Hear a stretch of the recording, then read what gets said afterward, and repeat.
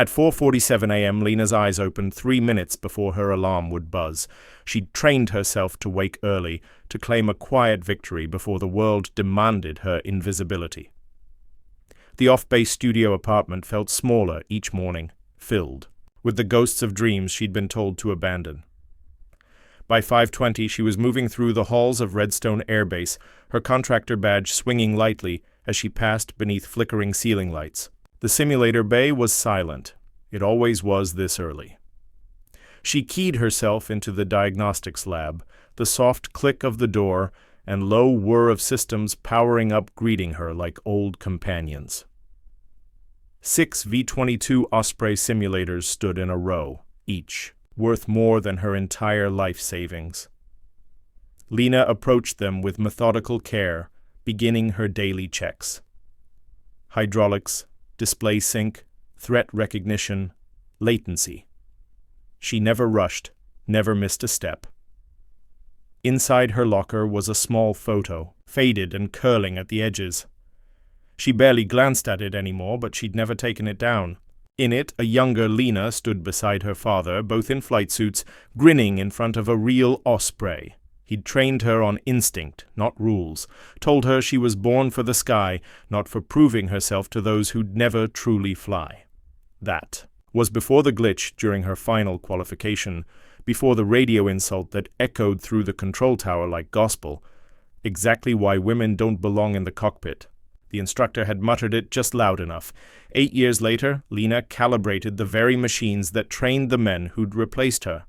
At 6:03, she adjusted the final parameter, her hands steady, her name unknown to the pilots who would soon fill these seats. The irony wasn't lost on her. She maintained the equipment that could have been hers, ensuring perfection for those who'd never questioned their right to be there. Every morning she arrived before dawn to a world that had forgotten she existed. Every evening she left knowing tomorrow would be the same. But in the quiet moments between diagnostics, when her fingers danced across controls that felt like extensions of her soul, Lena remembered who she used to be, and sometimes late at night when the base was empty, she would sit in these simulators and remember what it felt like to fly. The badge around her neck read Technician, but her heart still beat with the rhythm of rotor blades cutting through sky. They'd grounded her body, but they'd never touched her spirit. Not completely. The first time Lena saw Commander Grayson, he was striding across the simulator bay like he owned the air inside it.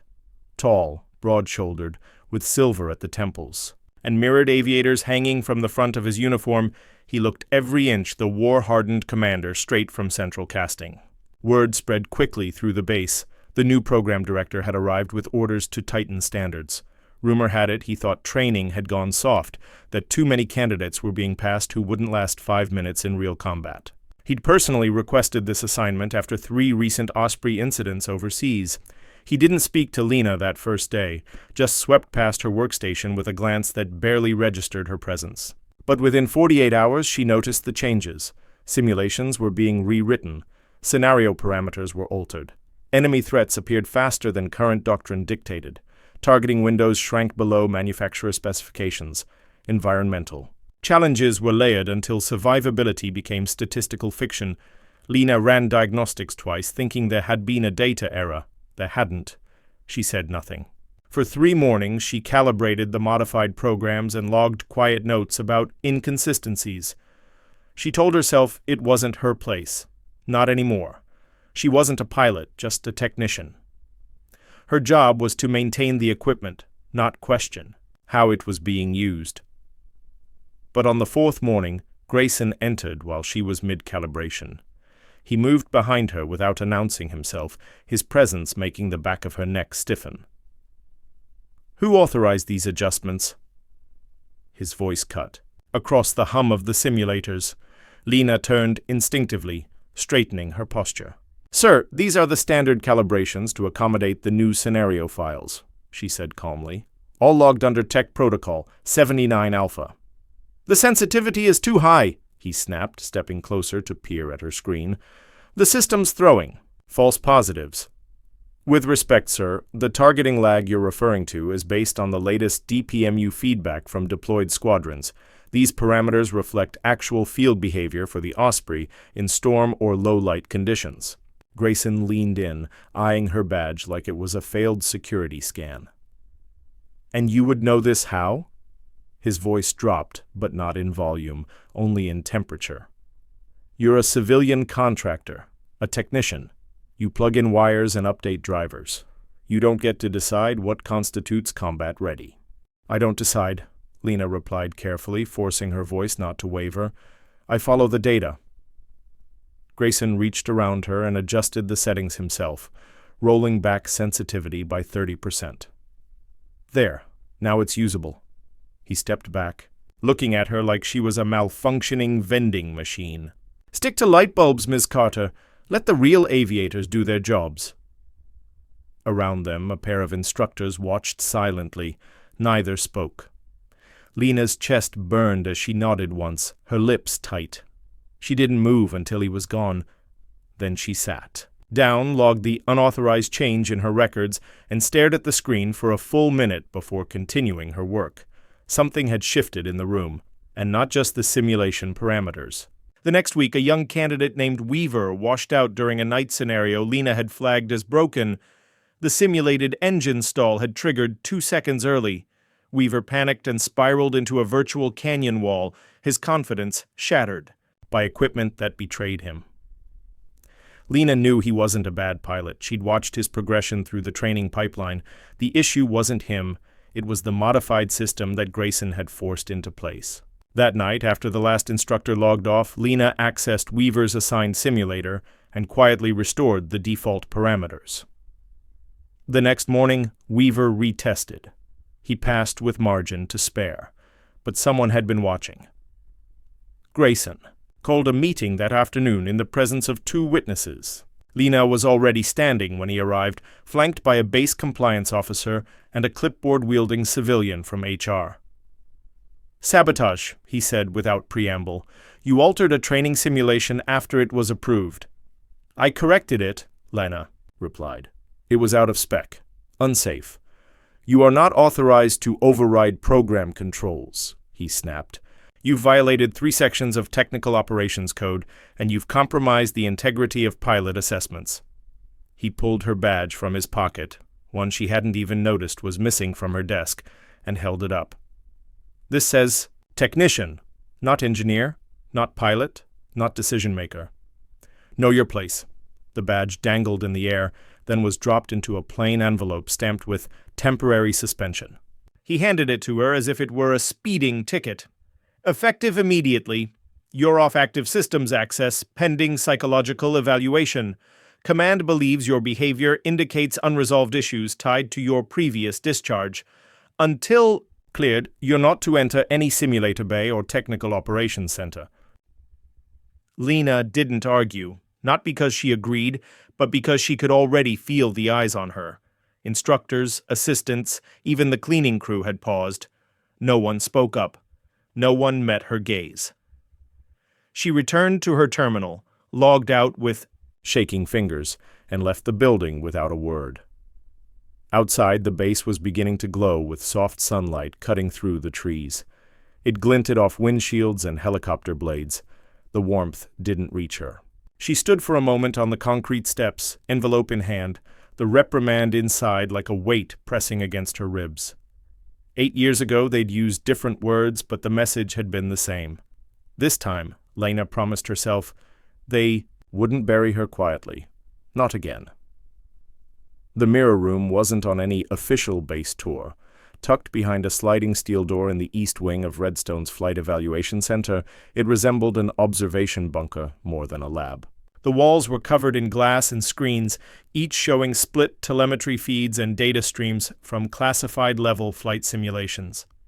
Lena had been inside once years ago to reset a failing projector. She hadn't thought about it since, until Marcus Thompson led her there just after 1900 hours on a quiet Wednesday evening. Marcus was known across the base as the type who watched more than he spoke, a test pilot with multiple overseas tours, the kind of man whose approval came rarely, but meant everything. When they stepped inside, the room was dark except for the flickering green light of a paused simulation replay. One screen displayed a topographical extraction run with complex terrain and degraded visibility. Another showed cockpit diagnostics. Trim. Control, vertical lift modulation, wind shear response, far beyond standard pilot parameters. The data was perfect. No errors, no missed timing. Only one name blinked at the top. Pilot X. Marcus crossed his arms and turned toward her. This was run 3 nights ago. Midnight cycle, logged under a blank operator ID. You know anything about that? Lena's heart picked up. She considered lying. Then she looked at the screen again, at herself in trace form, weaving through impossible gaps at speeds that made test software stutter, and something shifted inside her. Not defiance exactly, just the weight of hiding finally cracking. "It was me," she said. Marcus didn't react immediately. He picked up a flight log from the table and turned it toward her. The identifier, Pilot X, was circled in red. "This run got flagged by the Pentagon review team. They thought it was an anomaly, something a senior Black Ops flyer uploaded to test our system response. But it wasn't. It was you. I know I'm not supposed to. You used maneuver codes that aren't in open manuals. Rotor wash slide, corridor inversion, asymmetric lift on a collapsing horizon. That's classified doctrine, Carter." She took a breath. "My father taught me, before he passed. He wasn't just a pilot, he was a builder. He helped draft those techniques when the V-22 was still in prototyping. I've trained every week since I left flight status. Every simulator hour I could steal. I never stopped learning." Marcus looked, back at the screen. For a long moment he said nothing. Then his voice softened. "You didn't just fly it, you solved it. That mission profile was designed to fail. No one's finished it, until you." Something opened between them then. Respect, unexpected and unspoken. "I want to run a trial tomorrow night," he said. "Black box sim, different objective. I want you on the stick. No witnesses, no records, just you and the system." She blinked. "Are you serious?" "I don't think you're a technician," he replied. "I think you're something this place forgot how to see." The next night the mirror room was darker still. Marcus had built the scenario from combat footage and real incident logs, an impossible storm, a trapped unit, and a corridor extraction with less than 2 meters of clearance on either side. Lena sat behind the controls as the countdown began, her hands settling naturally onto the yoke, her posture changing without thought. The simulator roared to life. Every adjustment came from instinct. Every moment unfolded like choreography. Rain blurred the screen. Terrain flashed past in ghostly outlines. She handled it all, never second-guessing, her body remembering what her badge said she wasn't allowed to do. 24 simulated troops, full recovery, 0 casualties. When the final rotor shut down and the screen faded to black, a single phrase appeared across the center monitor: "Mission complete, 100%. In the reflection on the glass, Lena saw her own face looking back. Not as a technician, not as a failure, but as the person she had never stopped being. And beside her, Marcus didn't say a word. He didn't have to. He'd seen what no one else had bothered to look for. She wasn't invisible anymore. The conference room had been designed for silence. Padded walls, recessed lighting, a table long enough to seat 12 officials without brushing shoulders. At 0900 sharp, Marcus uploaded the data packet labeled Flight Analysis X into the central display terminal. No name, no operator ID, just raw performance data, threat identification, accuracy, extraction pathing, fuel optimization under duress. Numbers no one in the room had ever seen from a simulator run. When the footage played, a hush fell over the table. On screen, the V-22 Osprey banked through a mountain corridor with under 5 feet of clearance, navigating winds and threat systems with precision that looked choreographed. Someone leaned forward. "Whose stick was that?" Marcus kept his voice neutral. "Pilot X. Internal test data from Redstone. No enhancements. Real-world configuration. Standard weather packages." Another officer, Navy by his uniform, let out a low breath. "You're telling me this is from your standard simulator? That's not possible." "It happened last Thursday," Marcus replied. We think it indicates how our current training parameters are misaligned with true aircraft capability. The questions came fast. Who flew it? What squadron? Can we debrief them? That was when the room shifted. Grayson, seated at the end with folded arms and a controlled expression, cleared his throat. I believe I can speak to that. There's been a misunderstanding. That session was conducted without authorization. It wasn't flown by a certified operator. He paused, letting the implications settle before continuing. The individual in question accessed simulator systems under a civilian credential. This represents a serious breach of classified protocols. Wait, one official asked. You're saying this wasn't flown by an active-duty pilot? No, Grayson replied, barely hiding his agitation. It was flown by a contractor, a maintenance technician named Lena Carter. The room went silent. That evening, Lena returned from grocery, shopping to find her phone flashing with a notification, System access suspended. Contact base command. When Lena arrived at the gates the next morning, her ID badge wouldn't unlock the checkpoint. The security officer averted his eyes as he handed her a sealed envelope and stepped aside. Inside were the words she'd feared and expected. Effective. Immediately. All access to base simulators, diagnostics, and flight systems is revoked pending formal investigation. Allegations include unauthorized data retrieval, breach of system containment, and suspected compromise of restricted protocols. She didn't scream. She didn't even argue. She drove home, walked into her apartment, and stood in front of her darkened monitor as her credentials were officially deactivated. One by one, access lines blinked red on the screen. Her name was erased from every core system she'd spent the last 8 years calibrating.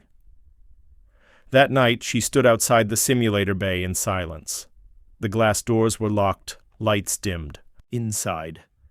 Her reflection stared back, haloed in the faint red glow of the access panel, a ghost looking in on her own life. It wasn't about disobedience anymore. It wasn't even about her career. Grayson had panicked. He'd seen the same data the others had. Data that proved Lena wasn't just right. She was exceptional. And exceptional was dangerous to people protecting a fiction. Back in her apartment, an envelope from Marcus was waiting. No return address, just her name written in clean black ink. Inside was a slip of paper with 3 words. They saw you. Lena sat down, holding the note like it weighed more than the badge she no longer carried. She wasn't invisible anymore. That truth alone had cracked the system. Now she had to decide what to do with the light that had finally landed on her. 3 days later, her phone rang at 2:47 a.m. The voice on the other end was Marcus, but strained in a way she'd never heard. Lena, how fast can you get to the base? She was already reaching for her jacket. What's happening? Storm came out of nowhere. We've got 24 soldiers stranded in the mountains. Equipment failure on the primary extraction bird. No, one else can fly the corridor. There was a pause, then quieter. We need the person who flew that simulation. Marcus, I'm suspended. I can't even get past the front gate. Leave that to me. Can you do it? Can you fly it for real? Lena looked at her reflection in the dark window, seeing not the grounded technician, but the pilot her father had trained her to be. Yes, she said. I can fly it. The storm hadn't been in the forecast. What started as a routine mountain extraction drill had spiraled into a full-scale emergency within 40 minutes. A V-22 Osprey en route to retrieve a field unit had experienced dual system failure mid-flight and turned back. No one else had been cleared to fly the canyon corridor. 24 soldiers now waited in steep terrain, pinned by wind and ice, with hypothermia alerts starting to register across their trackers.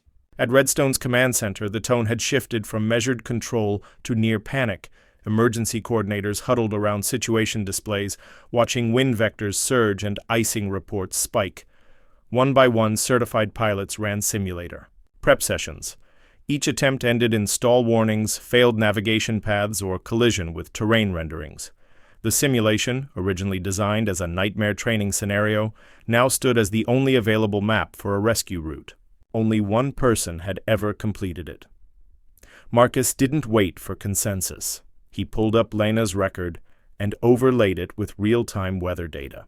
"This is her run," he said quietly. 99% match.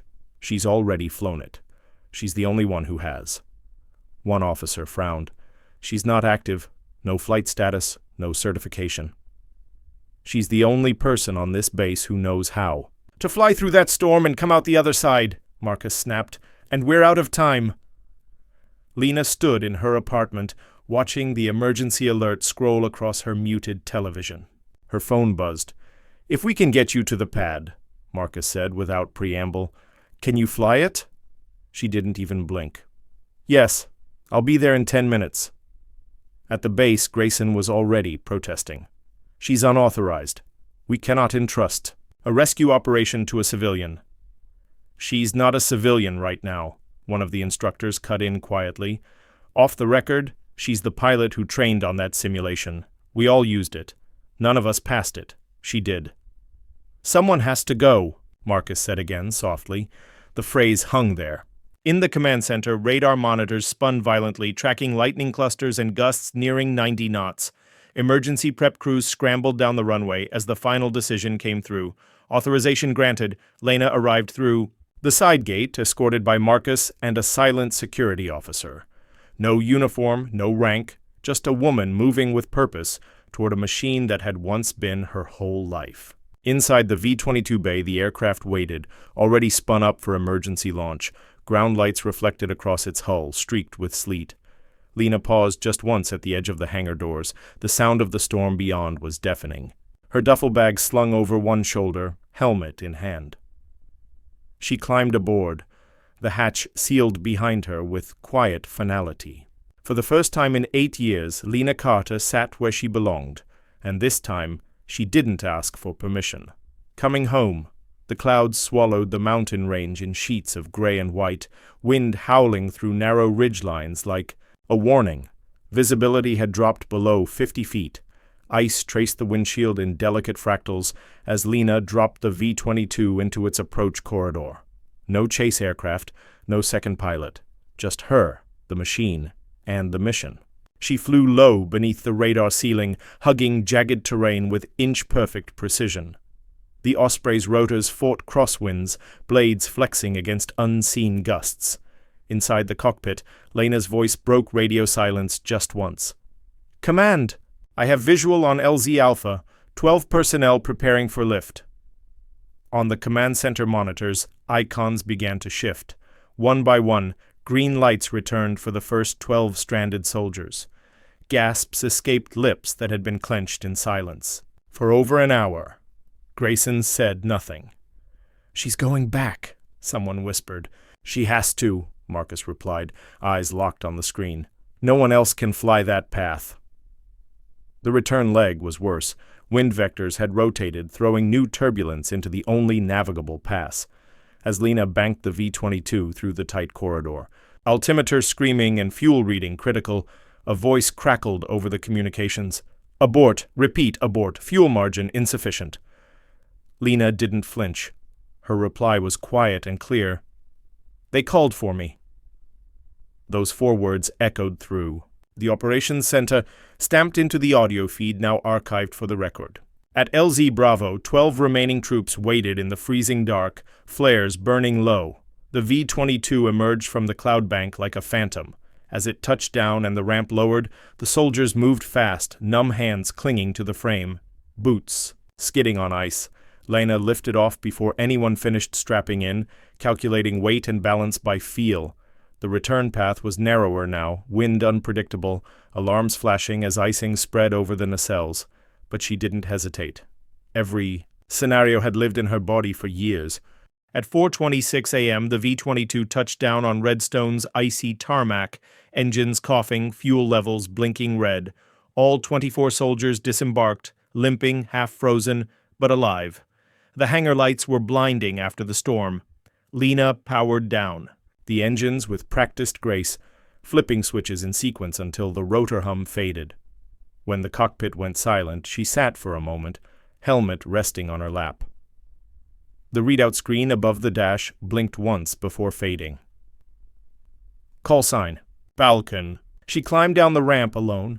No salute, no music. Her boots left wet trails across the hangar floor. The helmet under her arm bore her father's sticker still, edges worn but visible. She didn't smile. She didn't wave. Grayson stood just beyond. The line of ground crews frozen in place. He didn't speak. Marcus stepped forward. He didn't speak either, but his nod carried the weight of everything unspoken. One soldier began to clap, then another, then a dozen. By the time Lena crossed the hangar's edge, the sound had filled the entire bay. Not a roar, but something deeper. A recognition, a vindication. She had flown not because anyone let her. She had flown because no one else could. The morning after the rescue, Redstone Air Base looked different. The light felt clearer, the air sharper. People moved with a strange kind of reverence. Quiet glances, subtle nods, whispered fragments of awe. Lena Carter walked the main corridor, alone, but no longer unseen. Where silence had once met her passing, now came acknowledgement. A technician paused to open a door for her. An instructor saluted. A pilot whispered her name to a colleague. The briefing room was filled when she entered. Colonel Davis stood at the center, flanked by Marcus and 2 ranking officers from the Pentagon. On the screens behind them, Lena's flight path from the rescue mission replayed in red and gold arcs. It was more art than data. Every turn a brushstroke, of precision under pressure. "Lena," Davis said, stepping forward, "you rewrote what we thought was possible, and you did it without ceremony or permission. On behalf of this base and the 24 people you brought home, we owe you a debt that can't be quantified." The offers came in waves. Senior test pilot, with full clearance. Federal advisor for combat simulator architecture, reinstatement with full honors and backdated promotion to flight commander. Lena looked at each of them, her face calm. "I appreciate every offer," she said, "but I'm not here to rise above the system. I'm here to make sure no one else gets pushed out of it the way I did." There was no need for further persuasion. They understood. Grayson was not present. Word had spread quickly, his authorization suspended, his clearance revoked. He had been escorted off base at dawn. No ceremony, no announcement. Just silence. It was more final than punishment. Later that day, Lena returned to her old office in the simulator bay. The room had been cleaned, but her flight manuals were still in the corner, untouched. Through the glass, she saw a new class of trainees, their voices filling the space she had once guarded in solitude. The recalibrated scenarios she had fought to implement now ran on every terminal. One of the trainees caught her attention. A young woman, maybe 20, with dark curls and a brow furrowed in focus. She was struggling but refusing to quit. Lena watched her rerun the sequence twice, hands steady on the controls. After the third failed landing, Lena stepped quietly into the room. The trainee looked up, startled. "Ma'am?" she said, standing. "Quickly." "Sorry, I'll clear out if you're exactly where you should be," Lena interrupted gently. The girl looked embarrassed. "I just can't get the crosswind rotation right. I know the theory, but—" Lena reached into her jacket and pulled out a weathered patch. Falcon, stitched in faded thread. "This belonged to the man who taught me to fly," she said. "He taught me that flying isn't about showing off. It's about one thing." The girl waited. "Bringing them home." Lena handed her the patch. "Now it's yours." The trainee took it with both hands, reverent and wide-eyed. Lena smiled, then moved toward the observation platform, watching the rest of the class settle into their seats. The bay buzzed with the sounds of new flight runs, new failures and new skills taking shape. Out on the field, the sun climbed slowly over the hangars. A line of aircraft rolled down the tarmac, ospreys gleaming in early light, each ready to carry the next mission forward. Lena stood at the window, hands in her pockets, watching as the new generation lifted off. Her helmet was back in its case. Her nameplate still read Technician. But now they called her Lena. Now they listened when she spoke. And somewhere in that rising hum of engines and wind, she heard it again. Not her name, not her rank. but the words that had always anchored her, "Bring them home." That was all she'd ever wanted, and now she had. If you enjoyed this story, don't forget to hit the subscribe button and become a part of our Everyday Life Stories community. Where are you watching from? Drop a comment below. We love hearing from our amazing viewers around the world.